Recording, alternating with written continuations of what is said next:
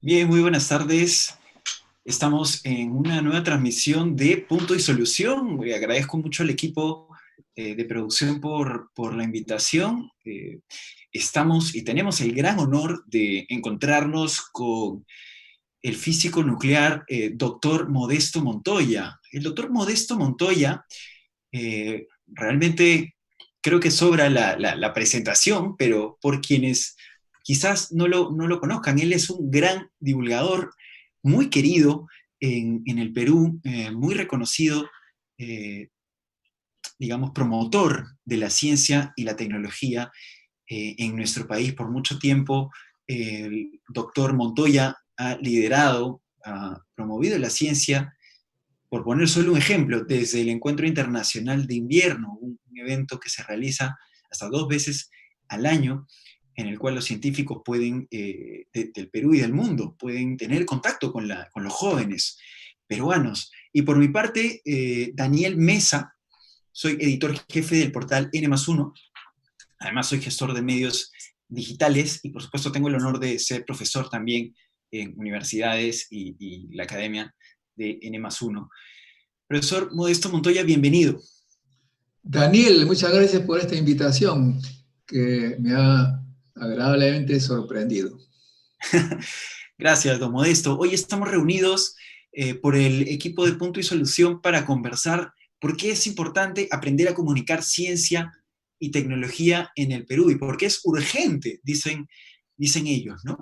Y yo le quería, digamos, animar un poco, quería echarle un poco de entusiasmo y fuego a esta conversación con una frase que creo que es importantísima de la ministra de Nueva Zelanda. Ella se llama Jacinda Ardern. La ministra de Nueva Zelanda es conocida y destacada en el mundo porque ha tenido una de las estrategias más exitosas para contener al coronavirus, ¿no? Pandemia que estamos sufriendo todos los países del mundo. Ella dice textualmente que igual de importante que los grandes descubrimientos es la comunicación pública de la ciencia, y no solo en tiempos de catástrofes, dice ella. Dice Jacinta Ardern, sin comunicadores de ciencia que informan, explican, enseñan, decodifican, contrarrestan desinformación y debaten asuntos científicos, muchos permanecerían sin la información que necesitan, lo que lleva a malas decisiones en momentos cruciales. Y además dice que los periodistas científicos y la comunicación de la ciencia son importantes para acercar al público el conocimiento sobre cómo la sociedad puede hacer uso de ella. Doctor Modesto, con su experiencia y conocimiento como físico nuclear, pero también como gran promotor de la ciencia en nuestro país, ¿qué le lleva a pensar esta frase? ¿Qué le inspira? ¿Cómo ha percibido usted que se trata la comunicación de la ciencia en nuestro país a lo largo de todos estos años? Gracias, Daniel. Bueno, la primera ministra efectivamente tiene muchísima razón, pero falta añadir algo, ¿no? Es importante, por supuesto, siempre y cuando los gobernantes tomen esas informaciones para realizar las medidas correspondientes, ¿no? Si tú revisas mi página, modestomontoya.com, el 3 de febrero o 4, alerté señalando que la OMS anunciaba una alerta global a, a propósito del COVID a principios de febrero. Correcto. Y luego, el 14 de febrero, también anunciaba, el 18 de febrero, perdón, de marzo, anunciaba que la medida que Vizcarra estaba tomando de 2 semanas de cuarentena me parecían una broma, porque eso va a ser semanas y meses. Y no era porque nosotros somos adivinos, los científicos nos basamos en evidencias de lo que había pasado ya. Cuando la primera ministra dice que hay que comunicar, efectivamente, la ciencia no solamente es grandes laboratorios, en gran cantidad de dinero. La ciencia, en su acepción original, es conocimiento. El conocimiento que existe, que ya está en el dominio de los libros, de la gente que lee, que se interesa en la ciencia. Ya, ese es conocimiento. Y si no tenemos ese conocimiento, estamos andando a ciegas, ¿no? Imagínate, es como si que la gente no supiera cómo se transmiten los virus, y que en realidad mucha gente no lo sabe, ¿no? Y anda sin mascarillas, sin ninguna protección. Esa es la consecuencia de la gente que no toma en cuenta el conocimiento, ¿no? Acá mismo, donde vivo en Miraflores, he visto jóvenes de 20 años en plena cuarentena, tomando cerveza, con la mascarilla abajo, fumando en la calle, imagínate. Eso se llama incipiencia. Incipiencia significa falta de ciencia. Vemos que efectivamente sí es necesario que se difunda el conocimiento, la ciencia y, por supuesto, la investigación, que es mucho más compleja, es la actividad que hace mayor el conocimiento. Vemos que sí es necesario, pero sobre todo los gobernantes deben tomar en cuenta, ¿no? Yo anuncié también que no anuncié, sino dije, afirmé que la decisión de Vizcarra fue tardía, eso es cierto. Si hubiera hecho eso en 2 semanas atrás, no hubiéramos tenido todos los problemas que estamos sufriendo.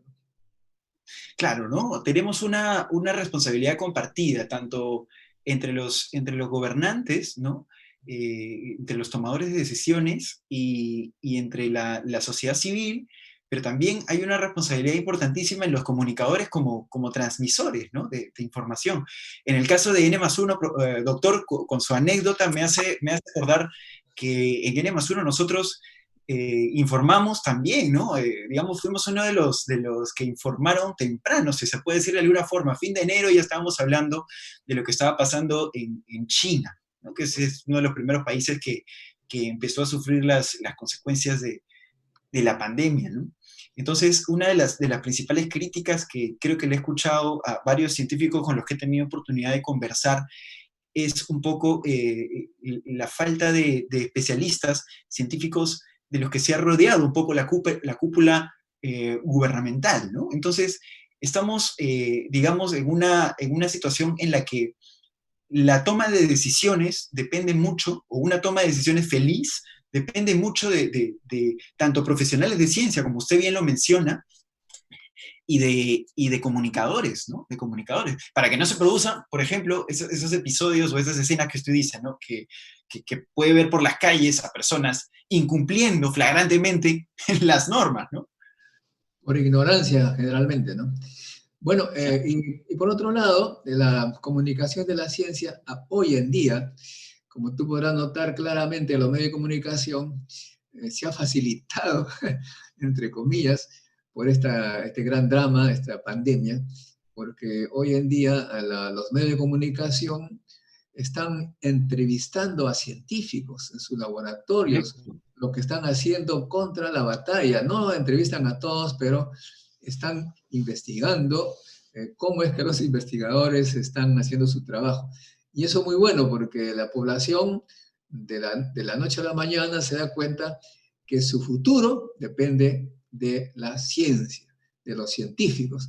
En España, que son mucho más duros, tú sabes, seguramente sabes que en España dicen palabrotas, son muy groseros cuando hablan, ¿no? No hay que repetir eso, pero son muy explícitos y dibujan sus ideas con cosas así muy contundentes, ¿no? Cuando llegó este coronavirus a España y sabiendo que los científicos ganaban muy poco, dijeron que Messi y Ronaldo, creo no sé cómo se llama el muchacho ese futbolista que gana, que ellos que ganan tanta plata, ellos deben salvarnos del COVID, ¿no? Para mostrar pues que los valores están a la inversa. Acá en Perú tendríamos que decir que el jefe de la SUNAT y del Banco Central de Reserva nos salven del COVID, porque ellos son los que ganan pues muchísima plata, mientras que el mayor científico que hemos tenido en estos últimos tiempos y que acaba de fallecer, Julio Kuroiwa, mundialmente conocido, catalogado entre los mejores 100 científicos del mundo, terminó con una pensión de 1.400 soles, imagínate eso, 1.400 soles. Era amigo de él y en la caja para recibir nuestro cheque vi eso que me escandalizó. De modo que, te das cuenta, nuestro país no valora la ciencia, no Correcto. valora la ciencia, ¿no? Y últimamente se dan cuenta que deberían hacerlo. No sé, no creo que les hagan caso porque pasa la pandemia y se vuelve lo mismo. Doctor, me hace pensar en algo que yo recientemente hablaba con una filósofa de la ciencia en la UNAM. Hablábamos de un término que ella analizaba, estaba analizando en los últimos videos que hacía, que había puesto en agenda la directora del CONACYT, ¿no? El equivalente del CONCITEC de aquí de Perú. La palabra soberanía científica, y además también había incluso acotado el tema de la innovación en la ciencia, como en algunos países como los nuestros se financiaba solamente la ciencia que daba resultados inmediatos, ¿no? La ciencia que, digamos, a partir de la innovación generaba un negocio y daba resultados inmediatos, pero de lo que usted me está hablando es algo mucho más amplio, ¿no? De una inversión a largo plazo, ¿no? Hablábamos, por ejemplo, de que la innovación y el éxito en países, por ejemplo, como Silicon Valley, ¿no? En países como los Estados Unidos, o otros centros de innovación grandes en el mundo se producían, como China, por ejemplo, se producían porque había una tradición ya de décadas de inversión en la ciencia, digamos, teórica, ¿no? Una inversión fuerte en la educación. Entonces los resultados ya se están viendo recién hoy. Y creo que para hacer el puente al tema de la comunicación de la ciencia, de alguna forma estamos sufriendo esto también los comunicadores de la ciencia, ¿no? ¿Por qué? Porque los medios de comunicación viven o están viviendo, atravesando una crisis económica por la cual también muchos periodistas y comunicadores están siendo despedidos o maltratados de alguna forma en sus salarios, ¿no? Entonces como que estamos en un círculo vicioso. Pedirle a los medios de comunicación masiva que contraten.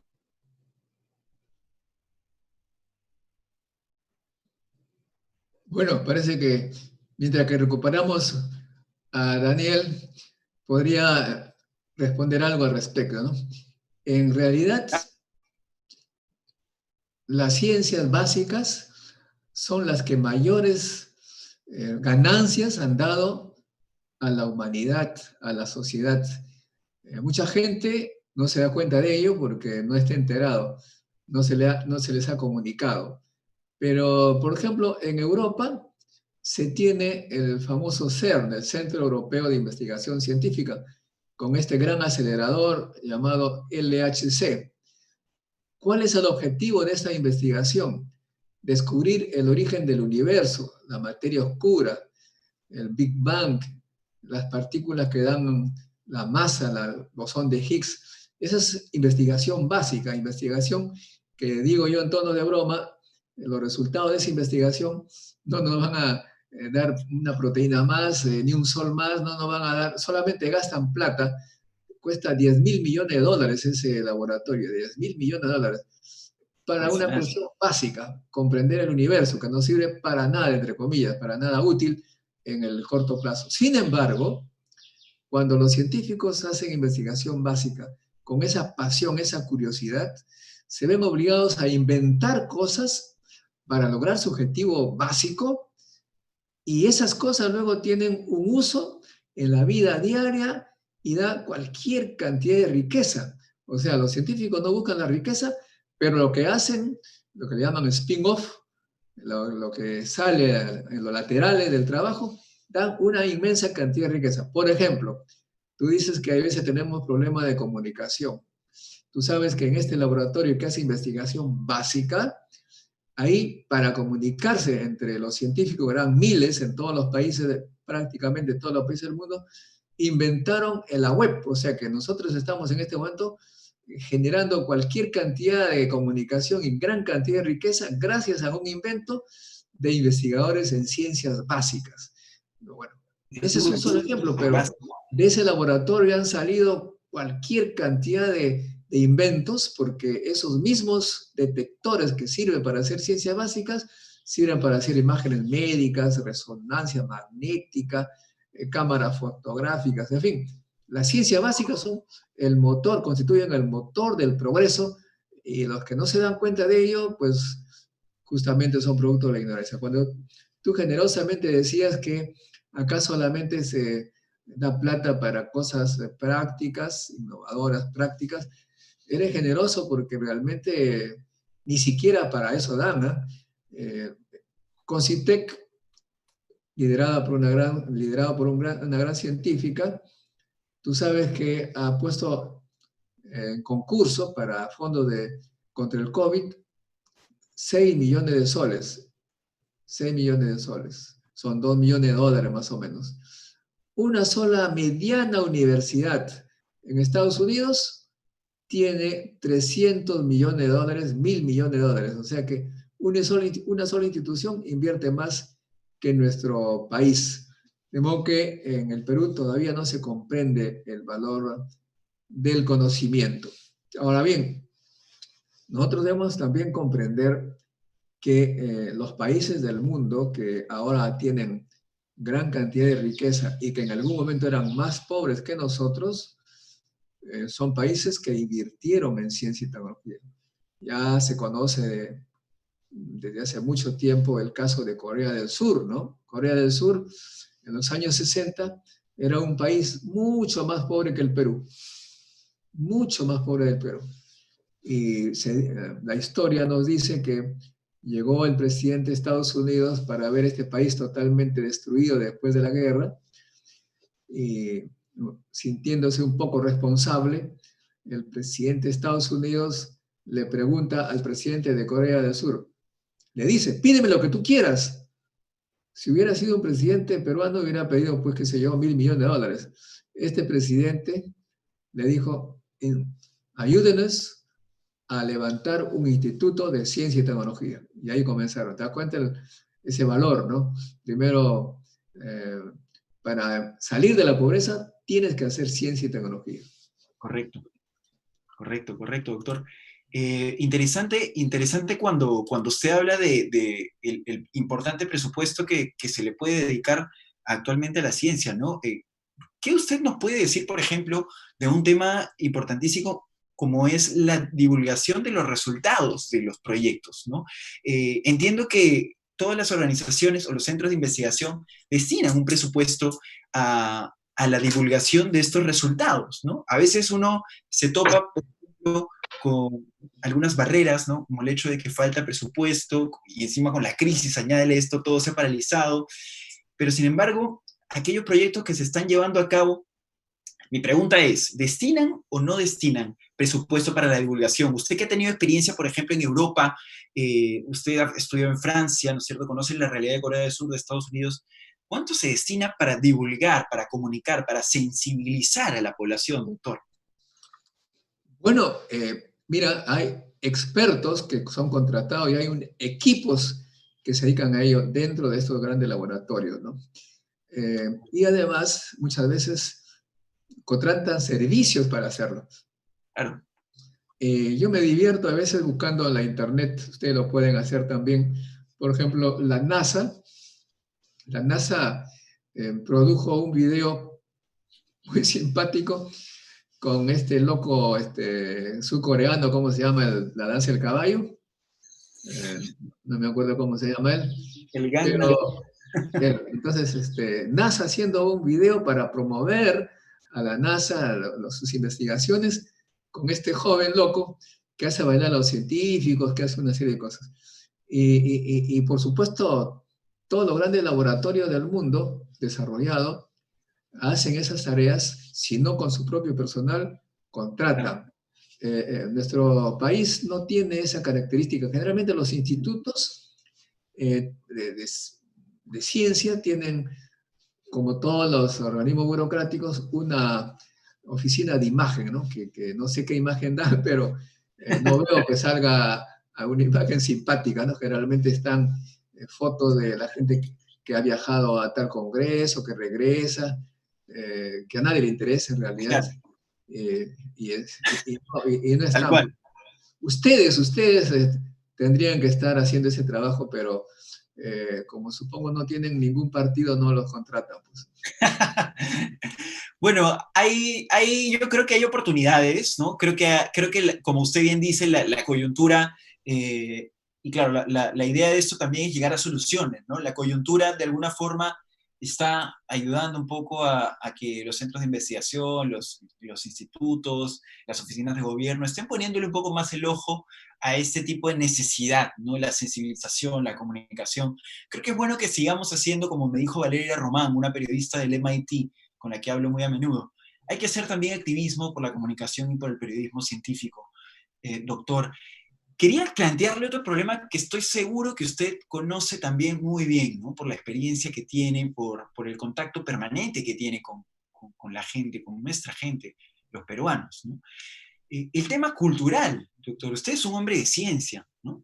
Pero sin embargo es un hombre de ciencia dentro de un país. Todos nosotros somos personas que admiramos y respetamos la ciencia, en un país que es culturalmente diverso, ¿no? Culturalmente, interculturalmente diverso, y a veces en esa diversidad se presentan rupturas, ¿no? Voy a plantear la problemática, digamos, de una forma más técnica, si quiere.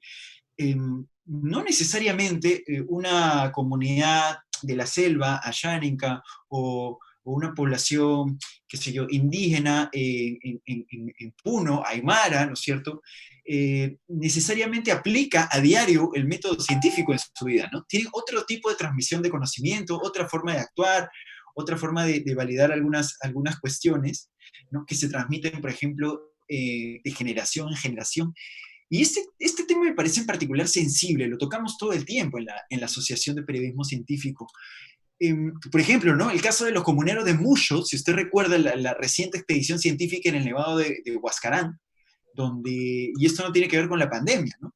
Unos científicos de todo el mundo, un grupo internacional de todo el mundo, que se va al Huascarán a tomar muestras de piedras y de hielo, ¿no es cierto? Glaciólogos, geólogos, para estudiar el cambio climático, es repentinamente expulsado de comuneros muchos en Yungay, ¿no? Entonces, ¿qué ha pasado ahí? ¿En qué momento la ciencia se tiene que pelear con las comunidades locales? ¿Por qué está pasando esto? Eso es algo que yo siempre me pregunto y claro, desde mi perspectiva de comunicador, trato de encontrar cuál sería la solución, ¿no? ¿Cómo usted ve esta suerte de gap, esta suerte de vacío, doctor? Bueno, las comunidades son sobre todo desconfiadas del resto de la población, de los que llegan. Y eso no es gratuito. Tú sabes que a donde han llegado los occidentales, incluyendo los que no somos tan occidentales, hemos hecho atrocidades muy grandes, ¿no? Eh, Claro. Llega a las empresas petroleras, ensucian totalmente el río y ellos se quedan sin pescado, sin peces, sin comer. Llegan a la sierra, hacen minas, todo se contamina, ya no se puede trabajar en el río como antes, vivir del río. En fin, no voy a hacer una lista grande, ¿no? Pero desafortunadamente todo lo que ha pasado en nuestra historia del Perú ha sido contra las comunidades. Yo me acuerdo cuando era niño, soy también de una comunidad descendiente de una cultura, de una civilización cuidista, se llama, la Tierra de la Libertad. Cuando venía un representante del Estado, era para llevarse a un joven de 20 años a hacer servicio militar, no importara si su mamá era viejita. O sea, el Estado para ellos, o sea, todo lo que venía de fuera era para hacerles daño, ¿no? Vemos que esa es la desconfianza. Ahora, ¿cómo resolver ese tema?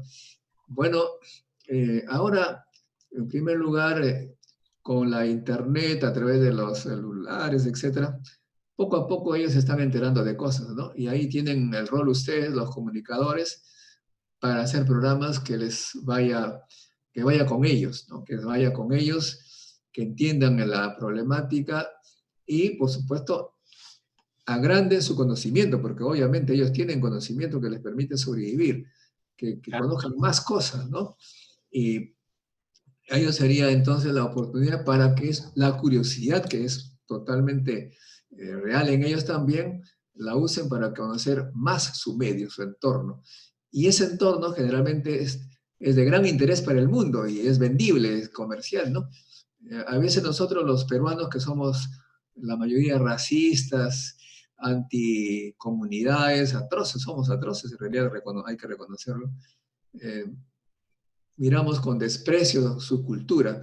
No sé si tú te acuerdas esta película que ganó un premio en Alemania de esta chica famosa ahora, que durmió con el cadáver de su mamá, etcétera, que nos parecía atroz esa película horrible, que no puede ser. Ganó un premio en Alemania, o sea que la cultura alemana comprende más a los peruanos, a las comunidades peruanas que nosotros. Como que tú das cuenta que los comunicadores ahí tienen mucho trabajo que hacer, ¿no? Interesante, interesante, doctor. Su experiencia realmente es enriquecedora para poder abordar estos temas interculturales también, ¿no?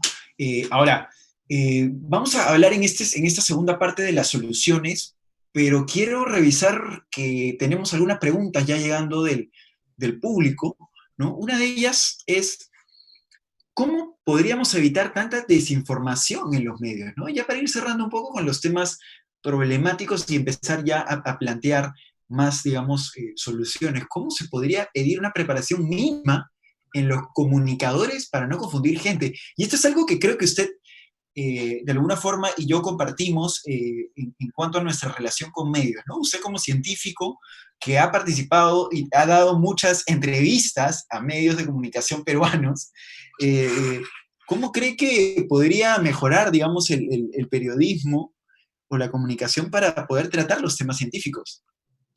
Yo creo que ahí tiene que trabajar la imaginación de ustedes. Hay que ser creativos, ¿no? Tú sabes que en la Internet, ya que los medios están en otros, los medios grandes, los masivos, se dedican pues a ganar dinero, un poquito divirtiendo a la gente, haciéndoles perder el tiempo, e incluso algunos erosionando sus neuronas. Pero los comunicadores que no están en los medios pueden tener la oportunidad de la Internet. Tú sabes que hay gente joven que se ha hecho millonaria con sus videos, pues tienen 50 millones de seguidores, etcétera, porque han sabido captar lo que necesita la gente. Hay uno que da soluciones para todo, ¿no? Todos los días la solución a un problema que tiene la gente. Todos los días un video. Así ustedes tendrían que hacer eso, tomando un tema que interese al Perú. Y de lo contrario, vamos a seguir con estos medios de comunicación que francamente, eh, para mí, sinceramente, son muy negativos para la cultura. Tú hablabas de cultura. La cultura que nos están imprimiendo estos medios de comunicación tienen que ver con esto es guerra, esto es combate. Una vez estuve en la clínica, fui a las 6 de la tarde y vi ahí en la sala de espera que todo el mundo estaba concentrado en la pantalla y habían tres chicas y tres chicos semidesnudos tirándose plátanos. Y ¿qué es esto? La gente estaba encantadísima, ¿no? Eh, Esto es combate, creo, una cosa es. Ese tipo de cosas es la que venden los grandes medios, pero los comunicadores pueden usar las redes sociales, los medios creados por los científicos para ser creativos. Y ahí, obviamente, tendríamos que hacer talleres, qué sé yo, conversación entre nosotros para unir fuerzas. Correcto, correcto. Me quedo mucho con esa palabra, ¿no? Unir fuerzas para tomar iniciativas, ¿no? Ahora vamos a hablar de ese tema. Y respecto al tema de la televisión, concuerdo con lo que dice, ¿no? A veces el entretenimiento devora todos los aspectos, digamos, todos los espacios que se pueden ofrecer. Y como usted dice, da mucho que pensar el ver a juventud y niñez solamente en eso, ¿no? Se ha visto esfuerzos en TV Perú, se ha visto esfuerzos digamos, en radios nacionales, pero sin embargo lo que todavía sigue captando más, digamos, entusiasmo de la gente es el entretenimiento y un poco el gossip, ¿no? Y la política y los deportes, que están, incluso en la pandemia, los segmentos deportivos se han mantenido sólidos en sus lugares, ¿no? Entonces, realmente esto es algo que podríamos ir cambiando. Y ahora vamos a hablar de preguntas acá. Acabamos de responder la pregunta de la señorita Milagro Abril. Y ahora tenemos una pregunta de otros participantes que dice, por ejemplo, esto es algo más político, ¿no? Y es interesante porque la toma de decisiones y las políticas públicas también son parte de la comunicación de la ciencia. Dice, ¿cuál es el perfil en cuanto a innovación y a ciencia y tecnología que debe tener el próximo presidente del Perú? Interesante. Bueno, es una pregunta interesantísima porque en Estados Unidos hay grandes comunicadores que además son científicos y le hicieron la misma pregunta. ¿Cómo hacer para que los políticos tomen buenas decisiones? Porque le hicieron la pregunta, ¿qué va a pasar si es que lo que estaba decidiendo Obama iba a seguir para siempre, este apoyo a la ciencia? Él dijo que no, porque cada presidente tiene su idea y lo que tendríamos que hacer es nombrar presidentes científicos, porque ellos tienen ya el chip de la ciencia en la cabeza. Si no es científico, no va a comprender, pues. Mira, ¿cuál es el país en Europa que mejor se ha defendido contra este tema? Alemania. La presidenta de Alemania es física cuántica, o sea, una científica Wow. que toma las decisiones científicas. Si tú te revisas quiénes son los que deciden la política en China, son científicos e ingenieros. Bueno, o sea, más o menos él tiene que ser un científico o ingeniero, pero todo científico porque la ciencia es conocimiento, los ingenieros son demasiado prácticos. Creen que la ingeniería es hacer puentes, hacer carreteras, cuando hoy en día sabemos que la riqueza está en la nanotecnología, en la biotecnología, en la informática, matemática, etcétera, etcétera. De modo que los ingenieros peruanos todavía están en el pasado. Tenemos que, mira, a ver, los medios de comunicación, como tú dices, francamente no cuentan para la ciencia. Hace poco, los científicos más notables del Perú, estamos hablando de Mirko Simic, que tiene la historia de la vacuna con la gallina, de Esperanza, estamos hablando de Málaga Trillo, que está haciendo las pruebas contra el COVID. Uh-huh. Gotuso, bueno, los mayores científicos en el Perú y en el extranjero peruanos han hecho un pronunciamiento. Puedes entrar tú a nuestra página Encuentro Científico Internacional, pronunciamiento por un Perú con ciencia. Ningún medio de comunicación ha mencionado siquiera una frase sobre este comunicado que han hecho los mayores científicos del Perú. Espero que tú hagas mención en tu... Sí, claro que sí, lo hemos replicado en la Asociación de Periodistas y Comunicadores de Ciencia, y estoy de acuerdo en la mayor parte de lo que dice don Modesto. Ahora, claro, hablando ya de soluciones, podríamos decir también, y esto en parte respondiendo a otra de las preguntas del público, ¿no? Dice que cómo deberíamos trabajar con los medios de comunicación en los avances científicos y también cómo deberíamos gestionar la presencia de la empresa privada en los medios de comunicación de ciencias. Creo que yo puedo plantear algunas ideas y seguramente usted también. Una de las cosas que nos ha funcionado es el establecimiento de alianzas, ¿no? Ante la falta y ante la crisis de los medios de comunicación generalistas y masivos tradicionales, creo que hay una gran oportunidad en los nichos, ¿no? En las especializaciones o en las áreas de conocimiento distintas. No realmente, yo no creo realmente que los medios de comunicación solamente se tengan que dedicar a la política, solamente se tengan que dedicar al entretenimiento y solamente se tengan que dedicar a cubrir noticias de Lima para el resto del país, ¿cierto? Creo que hay grandes oportunidades a nivel nacional, ¿no es cierto? No solamente a nivel de, digamos, de inversión propia o de generar dinero, también se pueden hacer alianzas, ¿no? Alianzas interinstitucionales. Hemos podido trabajar, por ejemplo, con ONGs, con gobiernos regionales, hemos estado. En el caso de N+1, me gustaría recordar que hemos llegado a estar en Apurímac, ¿no? Hemos podido dar algunos talleres, como usted mismo ha propuesto, talleres de comunicación de ciencia y talleres de cómo tratar estos temas, ¿no? Complejos de salud, cómo poder empapar un poco a los periodistas locales. Y creo que hay grandes oportunidades. Usted en algún momento decía que la naturaleza es una de las oportunidades para los jóvenes y niños, ¿no? Que están en las áreas rurales, por ejemplo, para aprender de ciencia. Y creo que por ahí un poco va la esperanza, ¿no? Creo que ese es también un mensaje de optimismo que me gustaría transmitir a los colegas periodistas y que se especializan en este tipo de comunicación, ¿no? Otra cosa que me gustaría compartir es que podemos, por ejemplo, trabajar con instituciones o con el sector privado, ¿no? Que, por ejemplo, se dedican a un sector productivo, ¿sí? A generar sus propios canales de comunicación.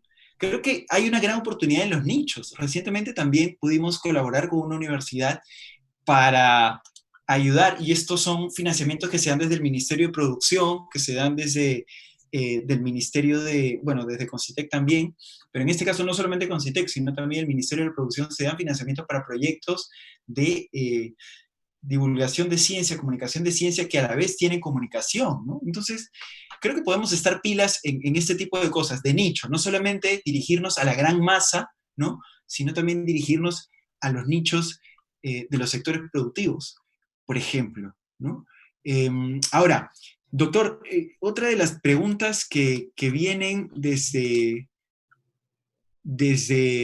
la audiencia de Punto y Solución dice, ¿cómo debemos gestionar la presencia de la empresa privada en los medios de comunicación? Lo decía ahorita, ¿no? Usted ha trabajado, por ejemplo, con el ESI, ya viene trabajando varios años con este evento. ¿Cómo ha sido su contacto con el sector privado, con el sector gubernamental, para que pueda, digamos, adherir a algunos apoyos al evento ESI, ¿no? Que ha reunido a mucha gente, a cientos de personas, miles de personas. Miles, sí, efectivamente. Bueno, esto se debe a que somos del mundo académico y nos unimos en primer lugar con la Universidad Nacional de Ingeniería, con la Universidad Ricardo Palma, con los institutos de investigación. Y eso debido a que como científicos teníamos relaciones con ellos de manera natural, ¿no? Yo trabajaba en el Instituto Peruano de Energía Nuclear, enseñaba en la UNI, tengo amigos en varias universidades, los rectores, y ahí creo sirvió bastante el hecho de que tenía cierta imagen por haber divulgado la ciencia por mucho tiempo. Entonces, las autoridades universitarias un poco que les pareció buena idea, ¿no? Hacer esto. No recibimos otra cosa que, digamos, apoyo con locales gratuitos. O sea, cada institución pone lo que cree conveniente, colabora con lo que tenga, digamos. Y, o sea, que no hay, digamos, plata que corre, no se le pide a la empresa. Las Claro. empresas generalmente cuando se le pide algo te dicen no, entonces mejor yo siempre bromeo, no quiero decir el nombre, pues, pero un día le dije a un gran empresario minero, que más o menos lo conozco bien, digo, mira, yo invierto la mitad de mi sueldo en promover la ciencia, de mis ingresos, ¿no? ¿Qué tal si tú inviertes el mismo porcentaje y hacemos una promoción bárbara? Ah, sería monstruosa, me dice, pero no puso ni un solo. Así que generalmente te dicen que si quieren invertir algo, tiene que ser en su región de acción, o sea, un Claro, poquito para estar bien con las comunidades, pero claro. no una visión de ciencia global, ¿no? Como que no, yo soy pésimo para, digamos, buscar recursos, ¿no? Tengo pereza en concursar a los fondos concursables, pedir plata al extranjero, pero hay gente que lo hace. Se necesita un poco de tiempo, ¿no? Yo vivo en realidad de la enseñanza, soy profesor de la UNI y no tengo, digamos, la parte de tiempo necesaria para ser gestor. Y ustedes supongo que también tienen que dividir su tiempo entre la acción de divulgar y la gestión. Es bastante difícil, ¿no? A veces no es muy grato porque hay que ir a las empresas que te digan no, etcétera. Es un poco complicado, ¿no? Es una labor complicada y de todas maneras yo subrayo y admiro su trabajo bueno, usted dice que no es gestor, pero creo que sí lo ha sido de alguna forma, ¿no? A nivel de intercambios, a nivel de, bueno, contactarse con grandes empresarios incluso y plantearles la opción de poder, digamos, invertir un porcentaje, ¿no es cierto? Un dinero. Creo que las oportunidades, y hablo un poco también por mi propia cuenta, ¿no? Las oportunidades se están abriendo un poco con estas coyunturas que estamos viviendo. Creo que hay presupuesto en la responsabilidad social de las empresas, eso cada vez se está posicionando, se está destacando un poco más. Y creo que es importante que los jóvenes periodistas, ¿no es cierto?, podamos seguir el ejemplo que ha dejado de alguna forma este legado de Don Modesto, ¿no? De saber un poco contactar y relacionarnos con las empresas, ¿no? O con las oficinas de gobierno para poder gestionar estos aportes. Ahora, claro, como usted bien lo dice, no es una cosa de tocar la puerta y pedirlo, ¿no? Realmente es poder mostrar alguna capacidad de planificación, es poder realmente mostrar una capacidad estratégica, ¿no? Y eso, como bien dice, y esto es una disyuntiva en la que me he encontrado en muchas etapas de mi carrera, es dejar un poco el tiempo para hacer el trabajo de divulgación y pasar un poco al lado de la gestión, ¿no? Que es una cosa que, como bien dice usted, demanda tiempo, esfuerzo y algunas lagrimitas por ahí, ¿no? Ahora, hay unas participaciones del público, ¿no? Que, que me parecen súper interesantes y que van muy acorde a lo que usted ha venido promoviendo también. Dice Jerolei Cañamero que a casi 200 años de nuestra independencia, ¿cómo deberíamos proponer, o mejor dicho, exigir la creación de un ministerio de ciencias? Doctor, usted ha tenido siempre la bandera un poco de promover, ¿cierto?, el fortalecimiento de las ciencias en nuestro país, a través de un ministerio de ciencias. Colombia lo tiene, eh, Argentina lo tiene, ¿no? ¿Por qué cree usted que Perú debería tener un ministerio de ciencias? Bueno, nosotros propusimos esto hace 30 años, ¿no?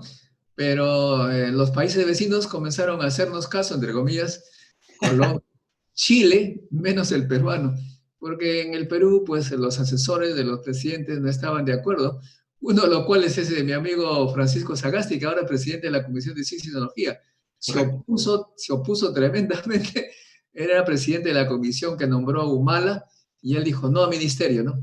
Pero nosotros los científicos estamos ya más allá de ministerio.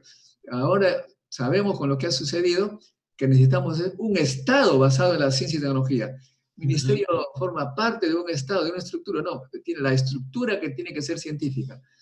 Yo reto a ustedes los jóvenes a ingresar al partidodelaciencia.com. Partidodelaciencia.com apunta a todos los Apuntado. comunicadores. A mí me parece que ustedes los comunicadores tendrían que ser los líderes de este partido de la ciencia.com. De modo que inscríbete y inscribe a los amigos.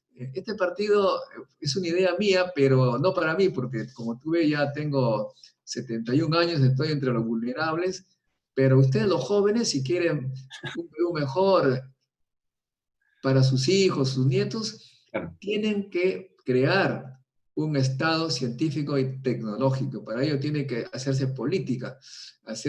Ya no hay que pedirle, rogarle, tocar la puerta al ministro, al congresista, no. Ustedes tienen que tocarle al corazón al pueblo, informar y buscar apoyo para este partido de la ciencia, que es el partido del conocimiento, con la seguridad que con conocimiento vamos a salir adelante. De lo contrario, vamos a estar siempre lo mismo. Te diré que si tú revisas, yo he revisado la historia a cabo y rabo, y me ha sorprendido varios países. Alemania, tú sabes que en los años, a mediados de 1800, se morían de hambre, así, se morían de hambre y tenían que irse a otros países a sobrevivir, se vinieron a América, etc. Y entonces tomaron la decisión de nunca más pasar por esa tristeza. Convocaron a la primera feria industrial en Hamburgo. Fue Francia e Inglaterra con su revolución industrial, y ahí tomaron la decisión de dejar de ser campesinos solamente y hacer un Estado científico tecnológico. Eso 1860 por ahí. Esa decisión ha servido que ahora sea el líder en Europa. De modo que ustedes tienen esa responsabilidad. Hablabas tú de soberanía científica. Yo hablo de la independencia real, la independencia del Perú. Esa independencia del Bicentenario para mí es una broma, es una independencia que no es independencia, por el contrario, la dependencia ha sido peor y estamos viviendo la mayor dependencia tecnológica. De modo que la verdadera independencia es la tecnológica y científica, y ustedes tienen que ser los próceres de esta nueva independencia, esta real independencia. Creo que aquí tienes, Daniel, tú que eres jovencito, un gran Sí. reto para ti, los colegas. Ingresen a partidolaciencia.com, inscríbanse y tomen el poder para que nuestro país no siga hundiéndose como está ocurriendo hasta ahora. Claro que sí, doctor. Asumimos el llamado, que lo tomamos con mucho gusto. De verdad que nosotros visualizamos un país con una ciencia más soberana, ¿no? Con una capacidad de poder desarrollar sus propios avances para resolver sus problemas, ¿no? Acabamos ya, como usted bien dice, con esa dependencia que en realidad dice mucho más que la independencia del Bicentenario, ¿no? Tenemos una dependencia científica y tecnológica que se evidencia en estos tiempos de crisis, ¿no? Y claro, esto es una cosa con la que coinciden muchos científicos que he citado. Entrevistaba hace poco a Ed Málaga, ¿no? Con el que hablamos de las dificultades que tenemos que desarrollar, avances, bueno, tratamientos y pruebas moleculares para el coronavirus aquí. Es algo que tenemos que trabajar mucho, ¿no? Tanto desde la inversión en la ciencia básica, también pasando por la comunicación de la ciencia, y por qué no en las decisiones y en la política, ¿no? Realmente ha sido un placer, ha sido un honor, ha sido muy grato conversar con usted, doctor. Yo creo que por mi parte me quedaría recomendar y hacer un llamado a la acción, ¿no? Creo que mi consejo principal, comunicador, como, bueno, periodista científico y gestor de medios, es llamar también a mis colegas más jóvenes, contemporáneos, que sigan preparándose, que sigan estudiando. Creo que el estudio es algo importante, sobre todo a la hora de comunicar ciencias. Si no son científicos y quieren ser periodistas científicos, estudien, especialícense, hagan lo propio. Hay maestrías, hay doctorados, bueno, hay diplomados en Europa, en Estados Unidos, pero si no pueden, que creo que la mayoría no necesariamente tenemos acceso a esto, también está un diplomado que está impulsando hoy con CITEC, que es un diplomado en divulgación científica, ¿no? Me parece interesante, con la Universidad Cayetano Heredia, y también estamos las academias. N+1 tiene una academia que enseña y trabaja con científicos también para ayudarlos en habilidades de comunicaciones, ¿no es cierto?, en cuestiones relacionadas a los videos, que Don Modesto domina bastante bien, y también les ofrecemos la plataforma para poder publicar. Se llama N+1 Academy. A todas las personas que estén interesadas, acérquense, y otra vez, con la venia y con el apoyo y con la colaboración colectiva de personas como Don Modesto Montoya, pues hacer cosas grandes, ¿no? Y hacer cosas importantes por la comunicación y la divulgación de la ciencia en el país. Suscribo totalmente lo que dice usted, hacer fuerza colectiva, hacer unión, ¿no es cierto?, de fuerzas. Así que Tu conciencia. también queda usted invitado, doctor Modesto Montoya. Muchísimas gracias, Daniel. Ha sido un gran placer conversar contigo. Necesitamos la reserva moral, la reserva de la juventud. Cuando regresé de Europa en el año 82, realmente a nadie le interesaba la ciencia, pero poco a poco se dieron cuenta que los problemas que vivía el mundo eran científicos, y como a nadie le interesaba, como tú has señalado en un momento, los periódicos comenzaban a preguntarme a mí como si yo fuese pues especialista en todo. Venía el cólera, me preguntaban a mí; un meteorito, me preguntaban a mí. Entonces yo les fui repartiendo la dirección de cada uno de los científicos e institutos, etcétera. Ahora ya no vienen hacia mí, pero estoy muy contento que la ciencia haya florecido en la comunicación con gente como Daniel Mesa y otros más. Y también, por supuesto, se requiere más gente, y luchemos por este partido de la ciencia, que será el que saque al Perú del desconocimiento total de los problemas graves por los que transcurre el mundo. Doctor Modesto Montoya, nuevamente ha sido un placer conversar contigo. Esperamos contar con usted en alguna actividad también de N+1 y de la Asociación de Periodismo Científico, que está muy activa y que seguramente vamos a estar contactándonos con usted. Doctor, ha sido un episodio más, una conversación más de Punto y Solución. Ha estado con ustedes Daniel Mesa, editor jefe de N+1 y gestor de medios, y también ha estado el ilustre doctor Modesto Montoya, ¿no? Muy conocido y muy querido por todo el Perú, físico nuclear y gran promotor de la ciencia en el Perú. Hasta la próxima, doctor. Hasta pronto, hasta pronto.